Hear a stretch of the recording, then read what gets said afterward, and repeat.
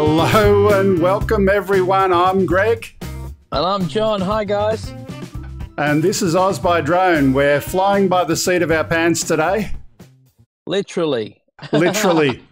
So we're having a little bit of fun. Today is the first day without my former producer. My daughter has left us now. She's gone off to go into the workforce. And we've now got my better half, my absolute gorgeous better half, Pia, is sitting at the console over there. So thank you to my wife for putting up with all of this wonderful technology. That could make for an interesting show when you think about it. You know? This is going to be a laugh a minute. I don't know how it's going to turn out. We're going to have a lot of fun, but thank you. Speaking of fun, there are things that we've forgotten to do. So right in front of me over here with all of this other fun, we've got a light that's not turned on over there.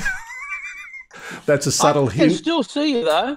There's one, and there's one to my left. I got a light behind me too. Let me turn this one on. Over here. There we go. I heard Cass is going on holidays too, so, you know, it's all about Christmas, isn't it, really? Things get holiday season time.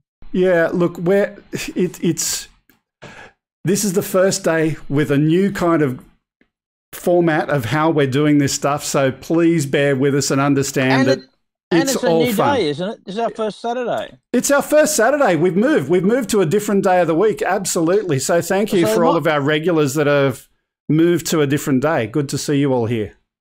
So there might not be anyone there anyway yet. They're probably waiting till tomorrow, but I don't know. I can see there's a bunch of people in here. Hello, Ken, Greg Hilton, Nature Nerd Outdoors, Chris Hope, Rick Halber, Manic Magic, and 400 AGL. 400 Mel, I did turn the firewall on. I'm going to try and press that button again for you as soon as I get a free moment in between doing a few bits and pieces. John, what have you been up to? What have you been up to? Look, where are you? I had a holiday. It was fantastic. I'm out in the car again, of course. I love being out in the car, and I was going for a fly this morning. I got a couple of roof inspections to do this afternoon, so you know nothing gets left behind. We've had a lot of storms in Sydney, in various areas. So those of you in Sydney know we've had a lot of work on doing that work. But I've actually been on a cruise ship for 2 weeks, and that's been absolutely wonderful in the fjords of New Zealand. My 2 weeks, lovely holiday, fjords of New Zealand. When you go on a cruise ship these days, you can't take. You can actually take it. I correct myself there, but they quarantine it while you're on the ship because they don't want you to be reaching it off the deck when you're out at sea. And they've had problems with compass, whatever, radar, EM, out at sea. So absolutely. I left it at home and had a couple of weeks off flying, but it's been a lot of fun. So good to be back. Great to be back absolutely. On a new day. Welcome, welcome, welcome. So what we're going to do right now, we're going to get into it. And again, apologies to everyone for my disorganizedness, but we'll make it work. So let's get started. We'll manage. I'm trying to organize myself as we speak, and this is the way we start. We're going to get into the news. Now, just a quick one on the topic of the news as well. Jeff is actually our guy who goes and compiles all of this information together, and he's the normal newsreader on Ken Heron's show. So I want to say thank you very much to Jeff for compiling this each and every week for us. And we're going to have a chat to Jeff, not about the news, but about something else a little bit later, and that'll be a lot of fun. So thank you, Jeff, for putting that together for us each week. Starting out at the beginning, we're going to have a look at a story about RMIT. For those who are not Aussies, that's the Royal Melbourne Institute of Technology. So we've had leading micro aircraft researchers. They've been entering into drone race competition, an obstacle course challenge, and search and rescue mission scenarios as part of the 10th International Micro Air Vehicle Competition and Conference hosted by RMIT. And we've got a video that shows a little bit from that. Let's have a look at that clip now.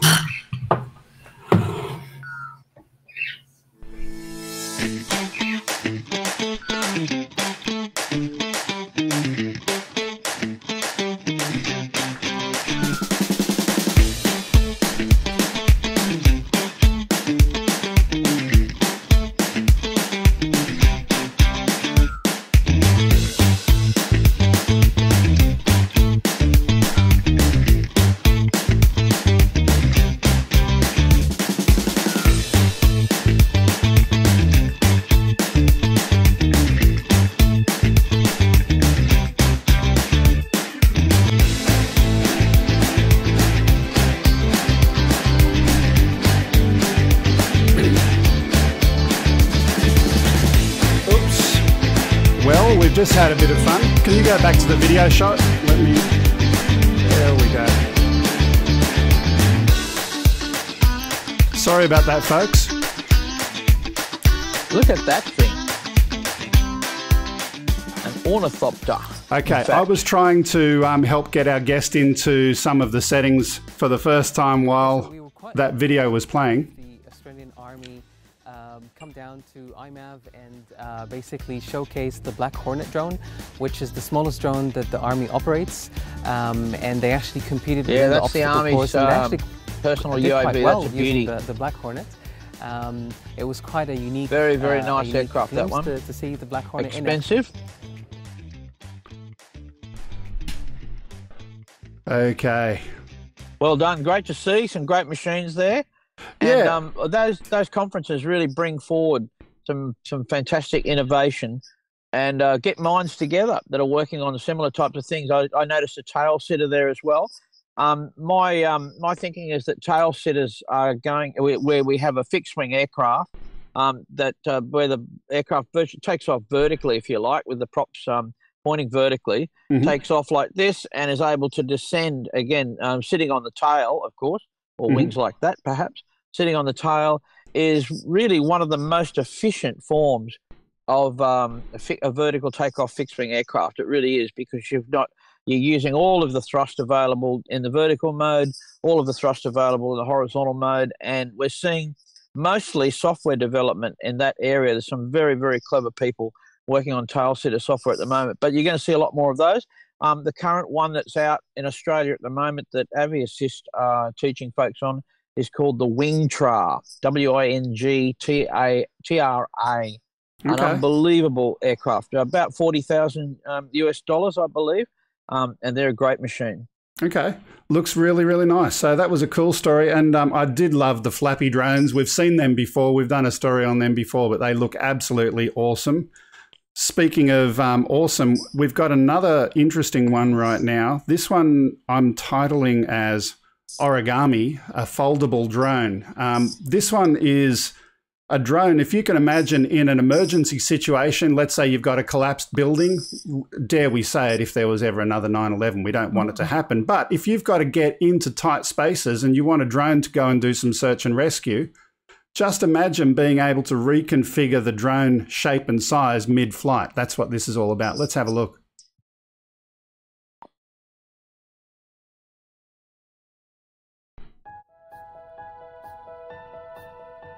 Birds have the ability to adapt to different flight conditions and tasks.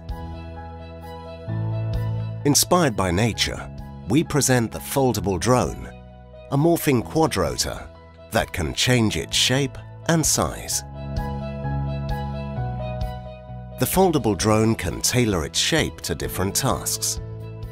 For example, it can enter a collapsed building through narrow gaps. Entering buildings from narrow gaps allows it to explore inaccessible environments and help rescuers during their mission.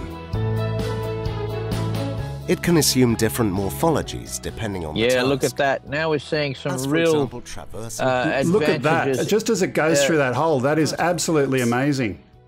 Yeah. So this is almost... in robotic terms, that's not really complicated. Aerodynamically, it works. You can basically manage that without much problem at all. But look at that. I mean, I remind people, you're looking at clever software. The hardware itself is simple, but the software that manages that in terms of the flight and how the responsive and control and so forth goes is all software. It's beautiful. That's great. I wonder if how close those propellers can get. They're probably... But just look at that when it goes into that square like that. That's awesome. Oh, that's great. Yeah. I mean, this is almost Transformer. I was about to say it. Absolutely. The Transformer. Yeah. Okay, look, that's an interesting story, and I think we'll keep an eye on that as we hear more about it, but just out of interest. So this one was created by the University of Zurich. They've got servo-driven sideways folding hinges on their quad arms. So very nice story. Yep. So let's go back and we'll get ready for something a little bit different. So this one is out of the Philippines. Now, when my wife's name being Filipina, we've obviously got a Philippines connection. And this one is a story about Nokia testing some emergency drone services and systems in the Philippines. Let's have a look at the video.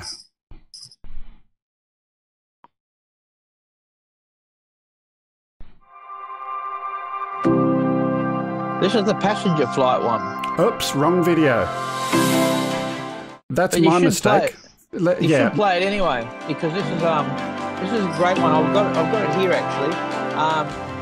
Lift aircraft passenger drones. While the likes of Uber and Airbus and Porsche tinker away with their respective passenger and transportation drones, a lesser-known startup is taking an altogether new approach. Now, these guys are going to have recreational flights, if you like. They're not looking for mass transportation or anything particular like that. They actually just want to get these aircraft up and let people have a ride in them, which I think is a fantastic idea.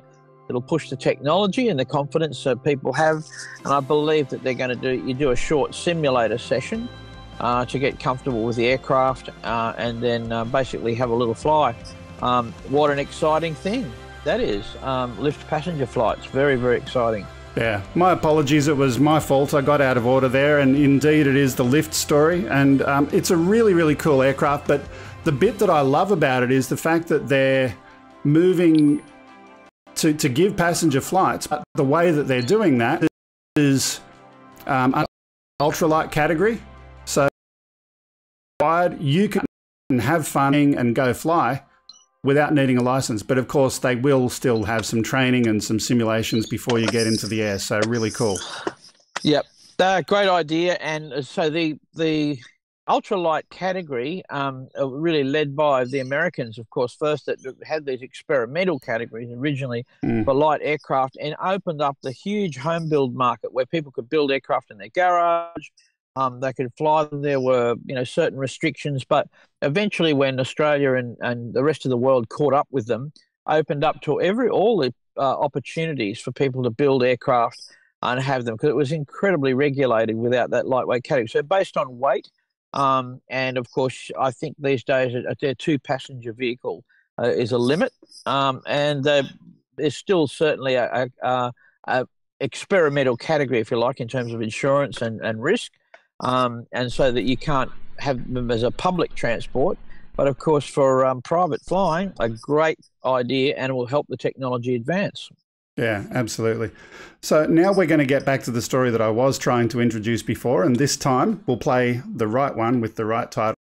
So this one's Nokia providing some emergency services with smart communication master.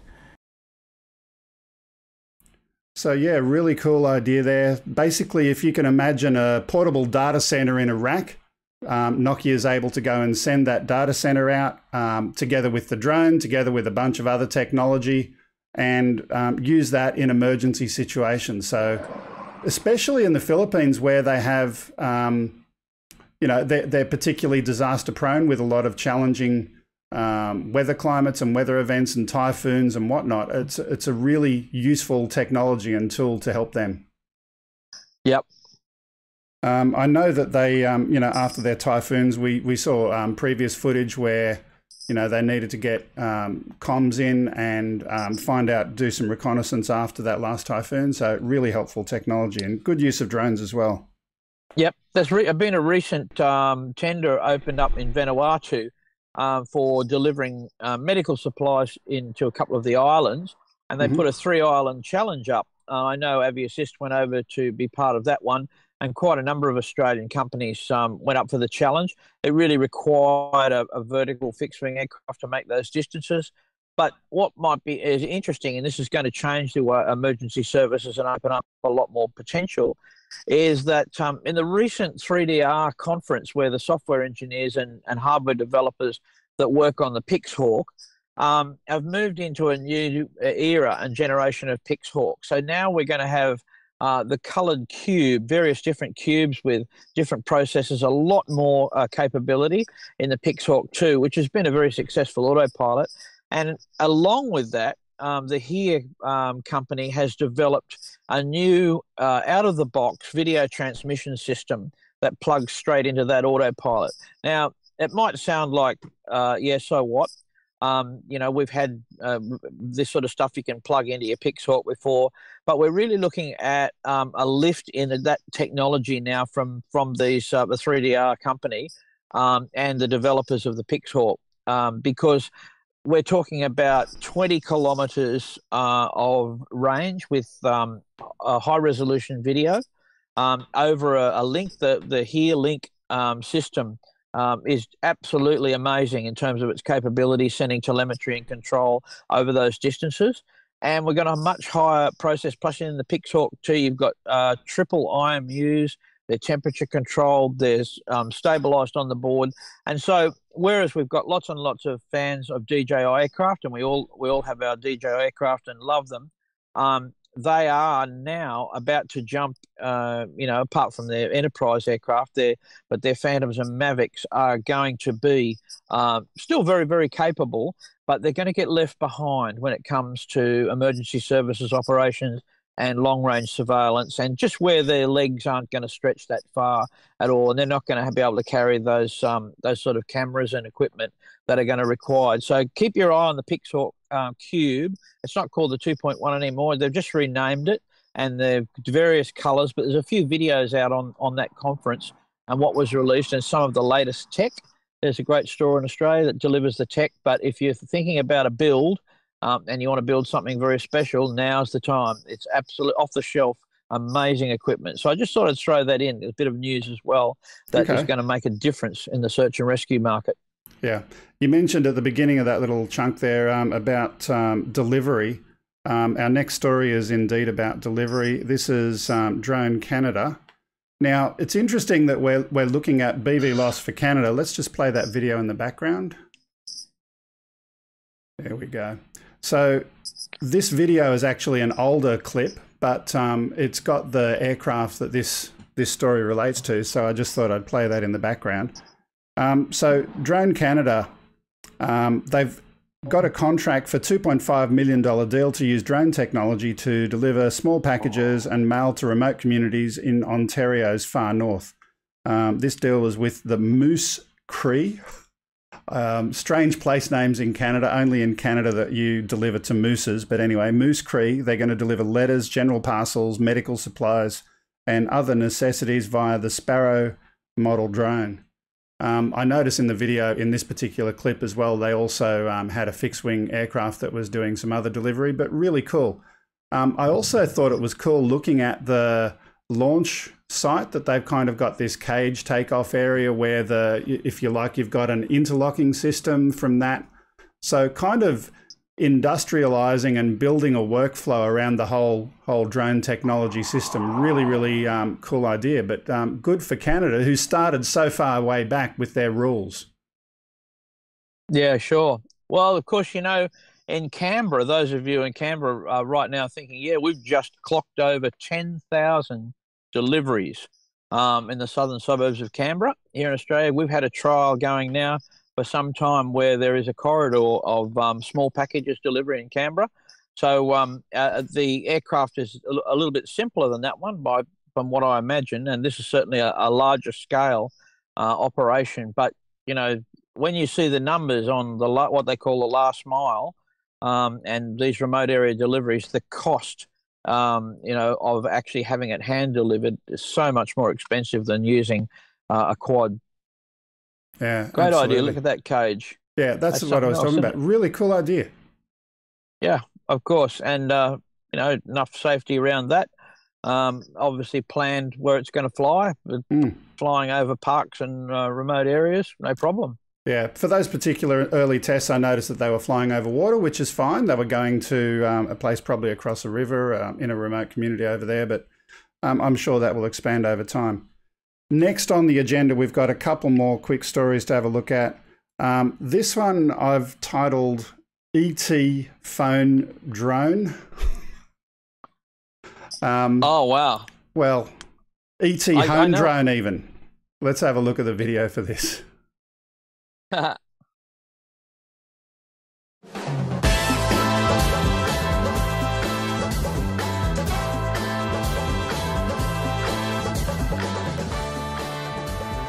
So we did see this story on on Ken's show the other day, but I just wanted to talk about it as well, just because I thought it was so cool. But the concept of these little sunflowers being able to detect and find and sense and do all of those kind of things, and then link that into something that's going to automatically launch a drone and get footage of someone who's walking up your lawn, that is so cool. Yep. So this is built by Sunflower Labs, and they're going to roll out their adorably named robot security system, the Sunflower Motion Detection System, and the autonomous bee surveillance drones. Really cool. Yep, I think you're going to see these type of surveillance drones inside houses more often, like Tello-sized aircraft that have a map of the house. And when the sensor says, you know, I'm detecting someone breaking into your back window, of course, the camera takes off and goes to that area and starts streaming the footage. You know, you only have, you know, 1 or 2 static cameras perhaps, and the quad can cover the rest of the house internally, of course, very easily. Yeah, absolutely. It looks really cool. And next on the list, I'm just seeing some weird things on my screen where I'm seeing 2 different chat things happening at the same time. I'll fix that up in a little bit. We've got one more quick story that I'll go to, and that is... So we've got a tracking story. You know, tracking different devices is something that drones do pretty well, but this is a little bit different. So Wildlife Drones raises funds and launches a drone radio tracking system. Australian tech startup is launching this system after closing a seed funding round of $670,000. Basically, the idea of what they're doing, if you can imagine, you've got animals that have got their little tags that are broadcasting their locations. That's all well and good, as long as you've got a radio receiver to know where it is that all of that's happening from. In this case, they've actually got drones going and having radio receivers, so they're extending the range of that system to be able to go and track those animals. So really good for wildlife conservation and so on. And I'm going to try and fix this thing that keeps putting up "Hello World" on the screen. It's annoying me. Let me do that right now. Thank you, by the way, as always, to Mel, who's doing an awesome job sending information about titles to our screen here. Hopefully that will fix the problem going forward. Anyway, moving right along. That's all we've got today for the news. Now, we're just about ready to bring in our guest, Jeff Sills. So let me go and say, Jeff, come on down. Hello, Jeff. Testing 1, 2. Do we have audio? Yep, it's working. Hello, Jeff, and welcome. And thank you very much always for putting together a lot of this news information that we have a look at every week. And just a reminder, you can have a look in the description for the video to have a look at links to Dronebook and also links to, I'm just looking at the screen and I'm seeing Jeff Sills' audio level is way down the bottom. Let me go and fix that. I'm going to have a quick little interlude before I get into you, Jeff, but you can have a laugh about this as well, just because you know about the joy. As we speak here today, my favorite piece of software, Wirecast, is doing magical things, as always. It's the user interface in front of us is freezing up. I've got a console to my left that I use to override what's happening, and I'm just seeing it jittering all over the place. Ken can attest to this, but it is what it is, and we'll try and battle through it. But I believe we call it wire crash now. So wire crash, yeah, yeah. So here, I'm just going to pause, and I'm going to walk over in front to try and deal with one of those issues. John and Jeff, tap dance and tell a joke. So, John, you were looking at some of the news stories, and you saw the sunflower system. From the security aspect of that, what is your impression of somebody taking and putting a drone pod system in their house? I mean, who's that geared toward? I suppose it's a person who, you know, loves that technology. You've got a big market in automated houses these days. People want to, you know, have a system where when their car is approaching their house, it might be 10 minutes out, the GPS triggers off sends an SMS, triggers off the cooling or air conditioning, and then as you're 5 minutes from the house, you don't touch anything, of course. The blinds go up and the TV comes on. I think it's a gadget factor, and I think there's always a great interest. We have a human interest in robotics, whether we even call it that or not. We love things to be automated, right back from early industrialization, a vacuum cleaner, running water originally. So I think it's an extension of that, Jeff. But I also think that it is a latest cool tech in terms of security. One of the things that has come up in our work in security, interesting, is the other side of that, where the crooks use it. So that's a more obvious role. But we did one with correctional services, where we flew in, they were obviously worried about quadcopters flying in contraband, and we're looking at different threats to that site. And one of the threats, of course, that they hadn't thought of was that we could fly aircraft and perch them on top of a building, shut down, but with live video feed, we could monitor the entire prison or sections of the prison for a couple of hours, because while the engines aren't running, you've got plenty of battery power. And so here's the other side of it. That's difficult. One of the things that I think you'll see as the technology develops, Jeff, is that not only will you have a drone perhaps that looks out for security, but there'll be sensors there to detect other aircraft that might be looking at your property. And I think that's an extension of that threat as well. But at the moment, it's a gadget. And, if they sell them like the robotic vacuum cleaners, I don't have one of those. Do you have a robotic vacuum cleaner? There's one of those discs that wander around the house and collect stuff. Do you have one of those? I do not have one of the robotic vacuum cleaners, but I know friends that do. And I've seen them. It's fascinating to sit there and watch the things work, even though, I guess it's not as efficient as like a normal vacuum cleaner. It is unique. But the thing about that I was noticing on the Sunflower, and even with what you mentioned on the prisons, is that a system like that is best designed for something that has a tethered drone that can go up and stay powered. Yep. Right. Yeah, absolutely. So a prison would benefit greatly from a tethered drone that can stay up and maintain constant surveillance and not have to come back down. And same thing with the Sunflower. Once that goes up, you don't want it to run out of battery power while it's doing whatever. You don't want it to come home. Yeah, you have 20, 25 minutes of flight time, and you want that thing tethered so it can stay up and keep feeding information to emergency services or whoever else it's able to send information data to. Absolutely. Well, the tether has, but despite its disadvantages of course being a little bit weather limited sometimes, no more than an untethered drone in terms of wind perhaps. But the big one is risk mitigation. So the aircraft can't suffer a flyaway while it's tethered properly. And that's a big one. If you're going to have an automated system where a pilot's not involved, then tethering the aircraft, whether you're powering it or not, may be a mandatory thing in early days in terms of mitigating that risk. But we've had a look at a lot of tethered systems. Some of the new ones are fantastic, but they do offer that as well. So something hanging over your house that's not going to if you like, the radius of where it could damage another property is set so that it can only go as high as it could fall on your own property. It's a huge one. It's an absolutely huge one.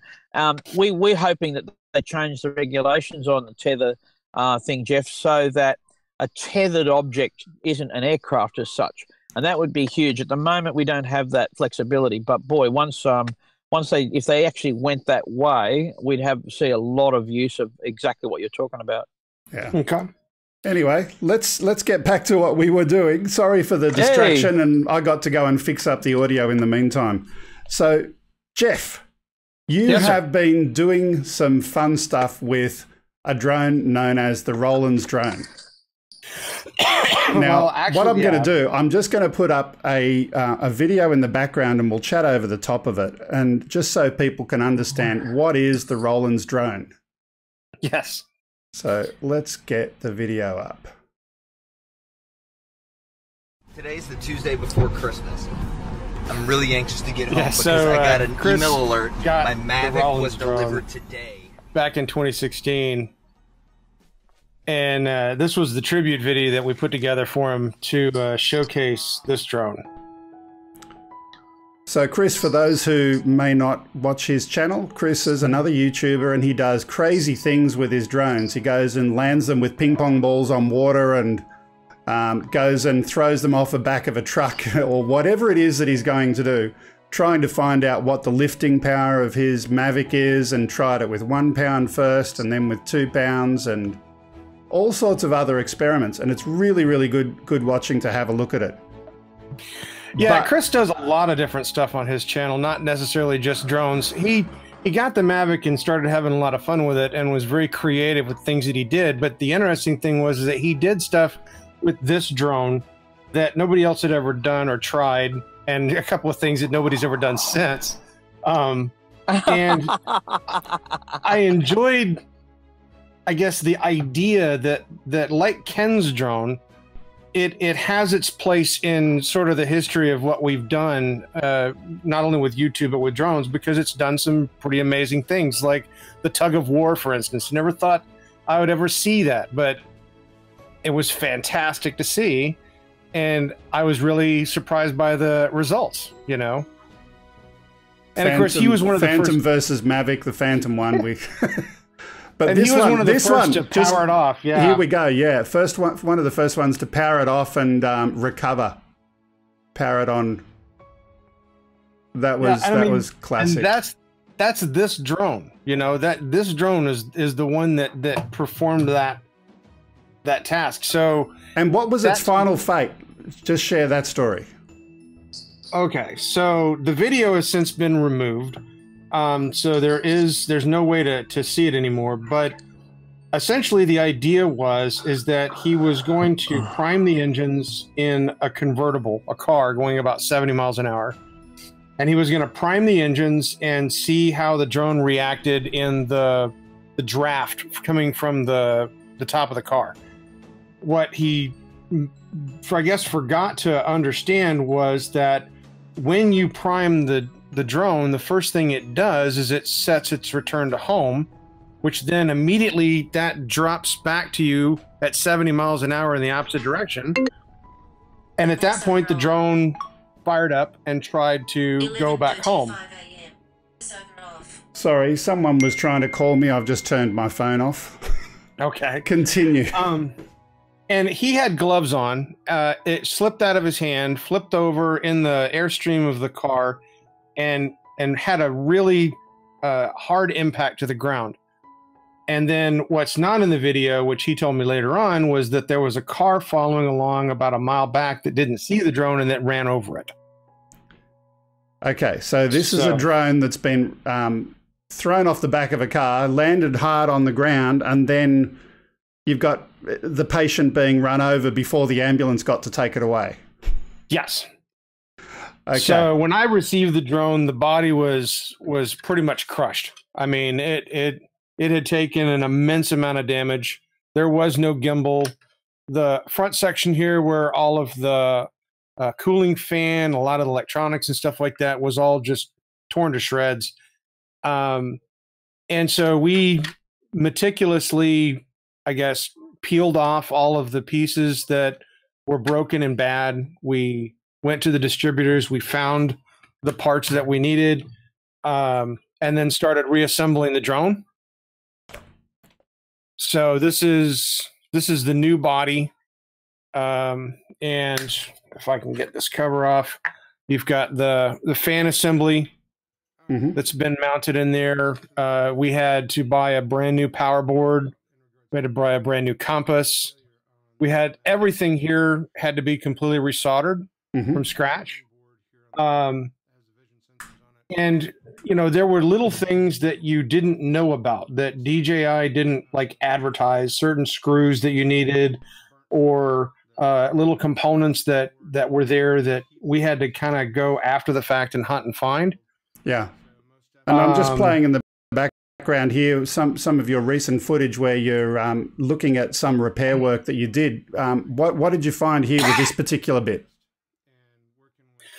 Okay, so is this the final video from Fired Up the Drone sitting on the table? and the drone came on, arms, and I had every belief that we had fixed the drone. Mm. And so I told everybody on the live stream that I was going to stop. I was going to button the thing up. I was going to put it over on the den floor, and we were going to take a hover test with it. And basically what happened is that as I got it buttoned up, I powered it on, carried it across the end of the den. And as I did, I got this whiff of something burning. And Okay. I got real scared. You know, and so I turned the drone off. I pulled the cover off. I did the technician sniff test and realized that something inside the drone had cooked off. Okay, so this is the magic smoke test. Yes. So as you can see in this video, we start pointing out where the base piece that we thought that had not damaged the lower vision sensor board, it has a twist in it. There's a physical, very light bend in the frame of that base piece, which that's an aluminum heat sink. I don't know if people can hear, but I think I can hear the crackling fire right now that was that drone. So basically what we discovered is that under the heat shield, under the shielding on this bottom board, there is a bunch of micro fine solders, and that area is where the heat blooms are from the heat that was generated from whatever melted. So I know it's the lower PCB board that cooked off, and I know that that's what needs to be replaced. Initially, when I was looking at parts for this drone, obviously I went out and kind of looked at every part just to see what the ballpark was on cost. And the first time I ever saw that board, it was like $400. And so when that cooked off, I can tell you on Saturday that my second video, when I explained everything to everybody, I was pretty distraught, you know, because I had really worked hard on this one. Yeah. You know, and this one went perfectly. It is 10 times more complicated than the Mavic. Yeah. So this should have been simple. This should have been simple. Yeah. This one should have been Can I just share, like, this is a trick for young players. When you're working on a Mavic, the one thing that you need to remember is it's not in the air, so therefore it's not getting airflow. So therefore, anything you're doing with it is going to get the drone hotter. Now, I'm not saying that this was the only factor. By the sound of things, there were others from what you've just described. It was bent, and probably the heat sinks weren't making the good contact that they should have. But if you're ever working on a Mavic on a test bench, make sure that you've got some decent cooling and ventilation, keeping that puppy cool. I know that people in the reverse engineering space who only have the motherboard hooked up and nothing else, it's just the motherboard for reverse engineering and hacking, they need to take special care to keep those boards cool. So there's a trick for young players. And they want, I mean, most of the videos that I had watched prior to doing a lot of the work explain clearly that the base of the drone will get hot because this heat sink is designed to take all that heat from that lower board. And so I was not surprised by the heat that it generated. And in actuality, not only the first time I powered it up, but also when I took it across to try to fly it, that board was not so hot that I couldn't touch it. I mean, it was still just lukewarm. So the failure was most definitely associated to the damage to the board and not to the overheating of the drone. Yeah. Look, so let me ask one more thing just on this whole experience. What are some of the main takeaways that you've got out of the fun of reverse engineering? What would you say it would be? Well, obviously the first thing is just the adventure of taking one of these things apart, figuring out what all the components, how they work together, finding the parts. That's that to me has always been sort of fascinating, since DJI does not make it the easiest thing in the book to do. But also understanding when you put it all back together, understanding what you're doing, what the component does, why does it interact with other components a certain way it did. Like this one, for instance, there was this oddball tape inside of it that was for shielding. When we took the drone apart, that tape was all mangled. I pulled the tape off and I crumpled it up and threw it away. I didn't think anything of it. It wasn't until later on that I realized that is the interference tape to prevent the compass from being interfered with internally within the drone. So we had to come up with an alternative, to shield it. And I still don't think I got that right, because I still get compass errors from the drone from time to time. Yeah. This one was basically the same way. There were these, oddball pieces of plastic and, shielding and stuff all over the place. And of course, with the damage that was done to this drone, those things are gone. Okay. It's now a challenge of being able to find them. So where we stand right now is we're collecting funds for the base piece. I think we've collected about $98 so far. The bottom board is $178, I think, is the one that I found. Yeah. So, and we're working on collecting funds. These drones, both of them, were repaired solely with donations. So from the community. What do you think is the long-term, position of these drones? Are you going to start to make the YouTube Drone Hall of Fame or something? Well, obviously, of course, I'm always interested in finding unique drones that have a history, that are damaged, that deserve to be repaired. Have you had any thoughts about that one that was shot down with the shotgun, the Inspire? Okay, all right. I will be shameless and let you know that I've already asked the guy if I could have the drone to repair it. He sent me some photographs of it in its current status, and there really wasn't much to that drone that was still usable. It actually physically caught fire. Okay. But he basically feels that he wants to keep it. And I'm perfectly fine with that. I mean, it is his, and he can do with it as he please. I think he's going to stick it up on the wall as a trophy. Yeah. But, I look for opportunities to build or fix these drones. I don't want to do the same drone twice. In other words, I don't want to sit there and do like 6 Mavics, for instance. But if there was like a Mavic Air, for instance, or a Platinum, or something to that, heck, even a Spark, I'd work on a Spark. I found parts for everything. Yeah. So, and that's the fun part of this. I didn't think I was going to enjoy it as much as I did. When Ken gave me this, it was originally just going to be sitting up on a shelf and be an eyepiece. And it wasn't until I sat there and realized, it still flies. Yeah, it's fixable. We have the technology. Hang on, Ken, if you're in there in the chat, if you could play the $6 Million Man theme now. We have the technology. We can rebuild it. Yeah. Anyway, look, it's been good having you in as a guest. Just quickly, as you're there, John disappeared off the face of the internet. In Australia, our internet is so reliable that, the stream never drops out. The guests never drop out. There's never any problems. Our internet's just second to none. So in the absence of my co-host, I've asked Spike to come and... Oh, there he is. He's back. Okay. Surprise! I was about to go and get Spike to come and join, but since you're back, it's all good. Thanks, John. No worries. I do want to say one thing, though, and this is something to the people that are in the chat that I know that have not only contributed to these drones, but that have followed along.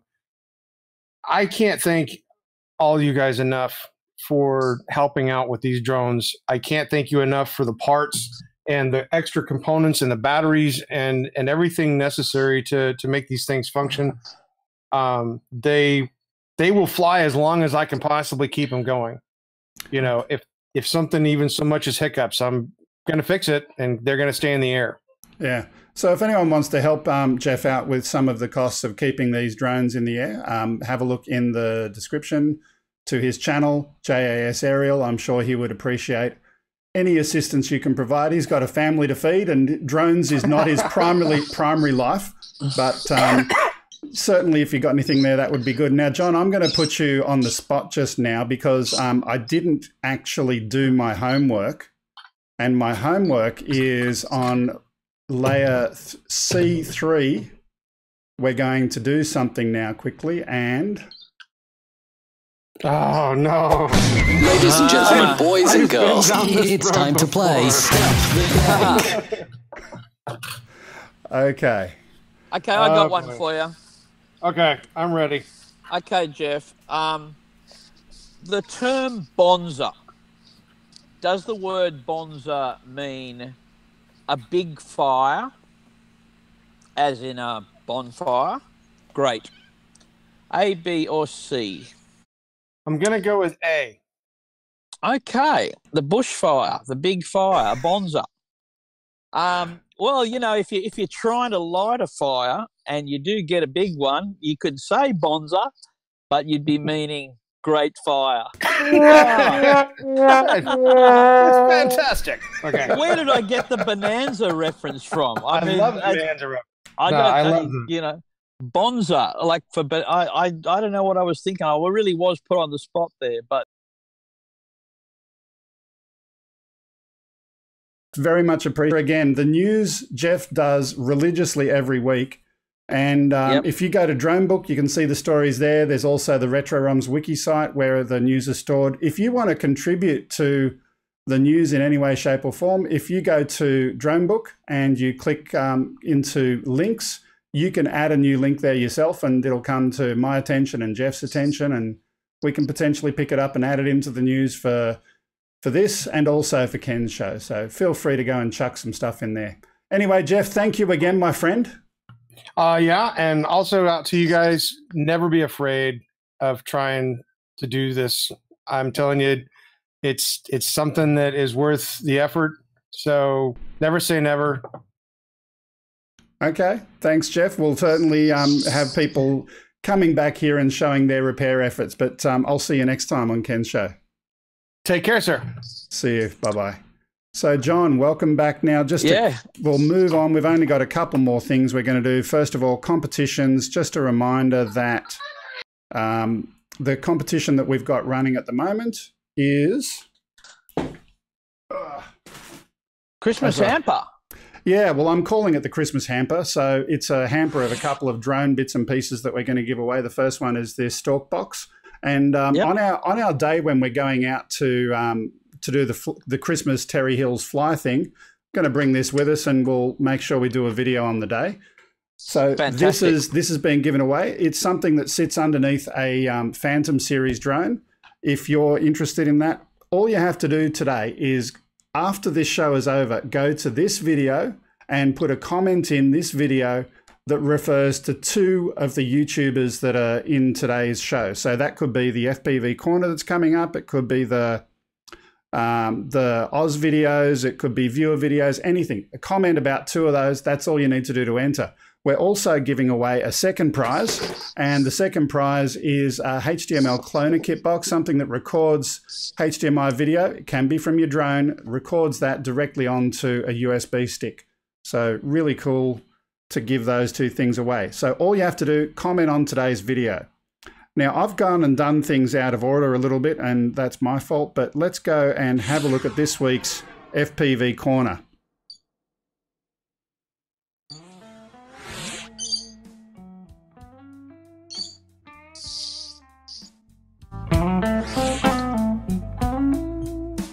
Strap in, here we go. So this is some video footage by Look Miriam. So this is one of the people that you can comment about to win this prize. But He's gone and created this video. It's a location called Karajini. This is located in the Pilbara, which is, for those not in Australia, a very dry region of Western Australia. He says about this location, he sees it as like an oasis in the desert with gorgeous waterfalls, natural pools. This particular national park is certainly a very striking place, especially if you're doing it by drone, to go and film there. This park extends within the Hamersley Mountains on a surface of 6,274 square kilometres, bigger than some countries. And it's a beautiful location, and they went there as part of a camper track holiday. But certainly some beautiful FPV flying.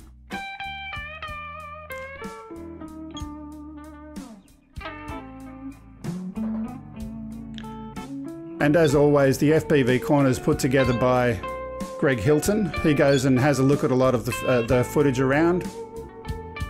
That's great. You know, we're flying places here, folks, where if you muck this up and the airplane grabs a tree, you're probably not going to get it back. Yeah, like a lot of FPV flyers worry about, you know, bags of props, but you have a look here, you're not going to be able to actually get there to get the drone back, let alone, you know, put a new prop on it. Yeah, but wow, it's worth it, isn't it? Look at that footage, just fantastic. Flying in the ground up there, when you're flying up there, and it's actually. Do you do much? Again, we're actually moving next year to tilt rotor aircraft. I can see the future developing for those, and I said before, as tail sitters and so forth. I think the quads are amazing that we have. Just as a side note, I know you probably know this, we've talked about it. Just recently, we sold all of our Phantom 4 Pros, well, 2 of them. We sold the Inspire Pro version 2 with the X5 camera. We sold all those aircraft, not because they weren't capable or good or anything, but we just replaced them. And we replaced 3 of them with one Mavic 2 Pro. And the technology that's an aircraft. And as for quad goes, for just aerial photography, it's a remarkable airplane. And of course, cheap batteries and great flight time, all those things. I'm not going to do an ad for it, but it does a job. There's a lot of jobs it won't do in this industry. And so fixed wing, where we've used Parrot and other fixed wing aircraft of all sorts of time, large Skywalker aircraft, they have their limitations too. We really think the next chapter of Morrison Aero Robotics will be in tilt rotor and powered lift aircraft. And so we're going to spend maybe the next 12 to 18 months getting a really nice version of one of those flying. And we'll still have our quads and they'll do the job. But you're talking about non-DJI. Would DJI ever build a tilt rotor aircraft? I can't see it. There's plenty of good ones out there. There's plenty out there, but I think that in time they will. They'll keep up with the market. They're very much. I think they will. You know, their RTK Phantom 4 is a great idea. Can I just ask, John? Be very popular. Can I just ask? You said you sold 2 Phantom 4 Pros. Did you say? Yep. And you've got no Phantom in the lineup at the moment. I have no Phantoms in the lineup at the moment. Okay. That's a first for us. We've had those aircraft since we began, and they were the backbone. You know, the original. The Inspire obviously does a fantastic job, and we've always had builds that we've built for heavier lift stuff, Taro frames and so forth. But of course, for a while, once the Phantom 4 Pro came, unless you had a very good reason, that you know, that was the only aircraft you took out of the house to fly with, because it did everything. And it's still a great aircraft, absolutely fantastic aircraft. We just see probably the OcuSync 2 is what mostly sells the Mavic, and also the camera is an exceptional camera. It's not as good as the Phantom 4 Pro. If you know, it's as you know, it's as capable, but it doesn't have a mechanical shutter. A few other little goodies like that. But overall, for aerial photography, we just took a view, you know, really a year and a half ago, that we would fly the aircraft that we needed to do the job, but it would be the lightest available. The lowest maximum takeoff weight would be the safest way to fly. And we still think that. Okay. 900 grams. Really, really cool. So let's move on. We've got a couple of things that I want to finish off with today. As always, Explore Australia. It's off to see the Wizard of Oz. So we've got our regular compilation from Greg Hilton. And after that, we're going to have a look at a viewer video. And I'll let you go, John. We're running a little bit overtime while we're playing out the viewer video, but we'll leave that and just have a look at some chat. But let's have a look at this one here. So first of all, we've got a video from Oz Beach Andy, one of our regulars. This is, he's titled this one, My Ponga Cliff Run. This is in South Australia, and it's a small valley that's been carved out by a creek, now partially filled in with river and maritime sediments, and so on.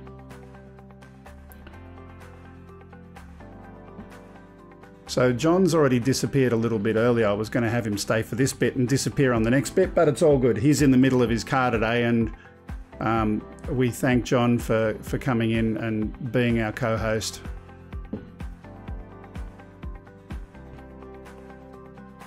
So Spike, if you want to come in now, you're more than welcome. So John's trying to get home, obviously, but if you want to join while this video is playing out, we'll have you come say hello. Because you're going to be our guest next week with spiky claws.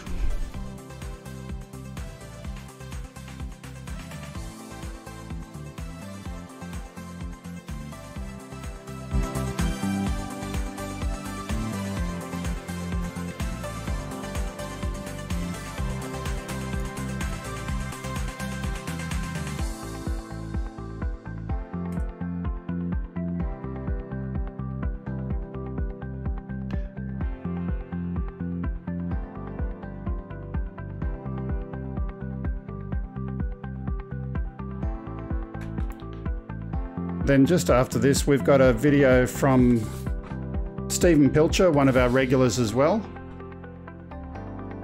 So Stephen Pilcher has taken some videos of some beautiful waterfalls, which we'll see in a couple of moments.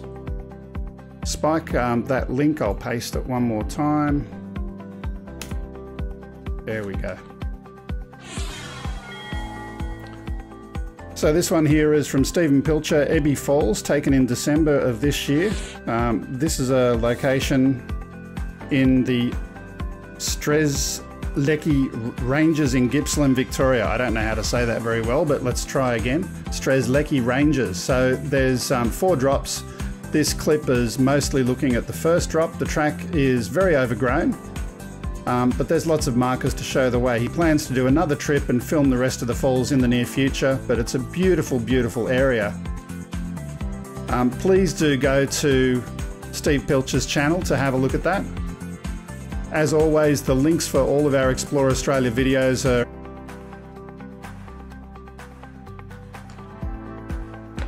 so Mr. Spike is joining in a couple of moments.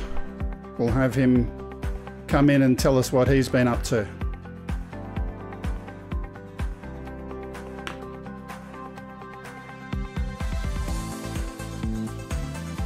Beautiful look down from above there on the falls.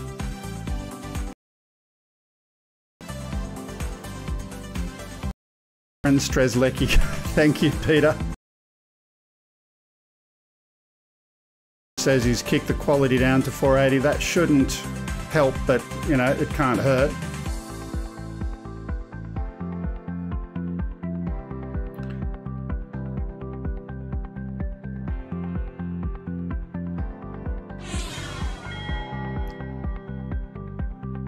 Then our third clip today, this one is by Rudd Blomhoff, Australia from Above. He's shot this with a Spark.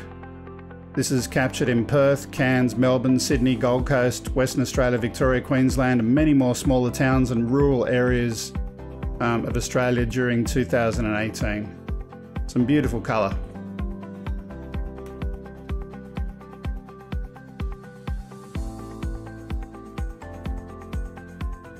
Just reading Phantom Hodges drone, you're freezing and you're inside. Where are you located?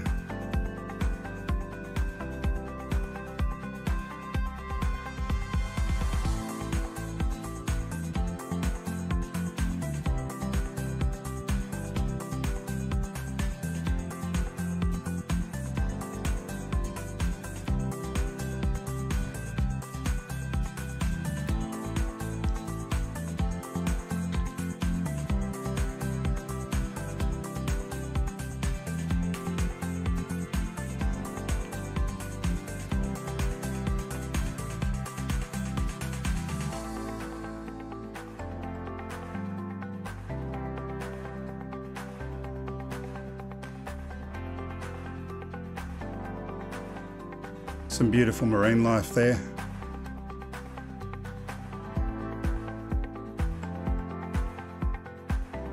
And the obligatory waterfall slow-mo.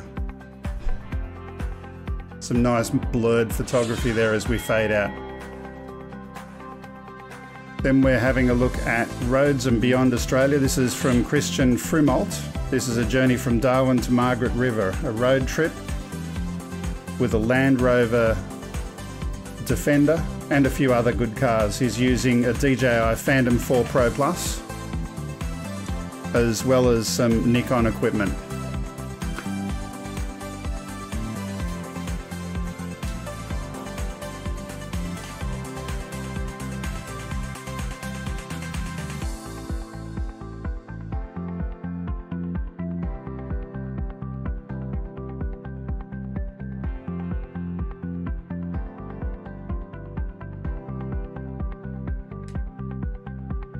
Mr. Spiky Claws, I've just restarted that rendezvous thing for you, so give it another go now, my friend.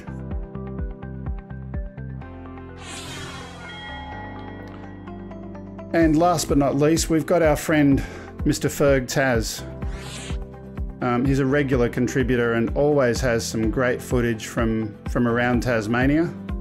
This one is the Lost Falls and Metis Falls in Tasmania. Very, very nice.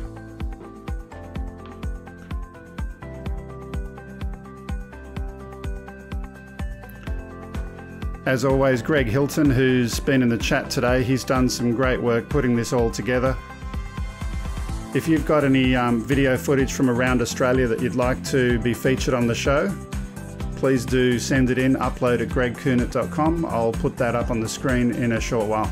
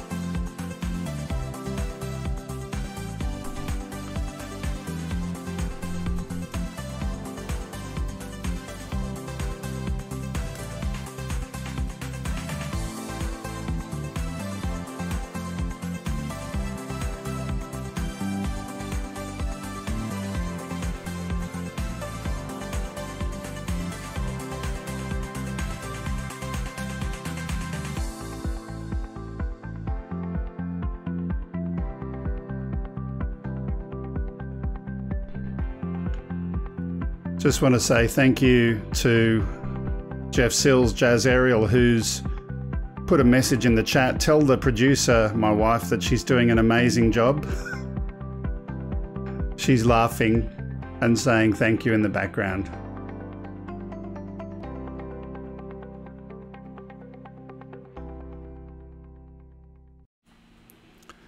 So, as you can see, we've got no Mr. Spiky Claws on the right-hand side there. The TV screen, unfortunately, has no one on it. John disappeared. He's sitting in the middle of nowhere, so we let him go. But I did have one last video that I wanted to share today, and this was a viewer video of the week. Sorry to use your trademark term, Ken, but I'm going to use it anyway. This is the Western Sydney FPV squad, and one of their guys, this is Elmo FPV, and he's titled this On the Clock, 1 minute 30 seconds of their squad members' best raw footage flying. No editing, just 1 minute 30. It's a revolution.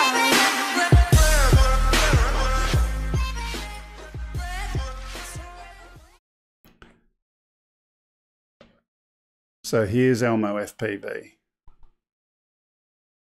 Your time starts now.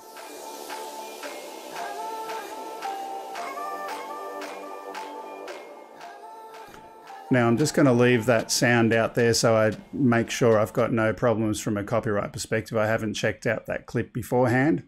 But again, 1 minute 30 of FPV flying, and this is flown in Australia and a beautiful location. But just look at some of the aerobatics as part of that there. If you live in Australia and you are interested in doing any FPV flying, do look up the Western Sydney FPV squad. They're available in Facebook. You can catch up with those guys and go out and fly with them maybe, which is certainly my intention, certainly to look them up at some point in the near future.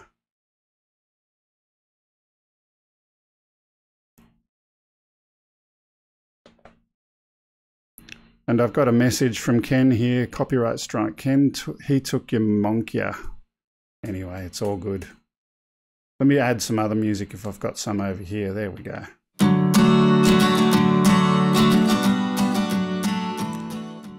This one won't get me a copyright strike, so.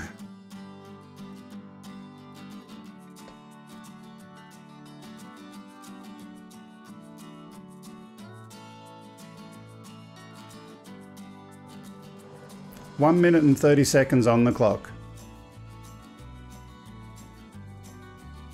So thank you very much to the Western Sydney FPV squad for providing that today.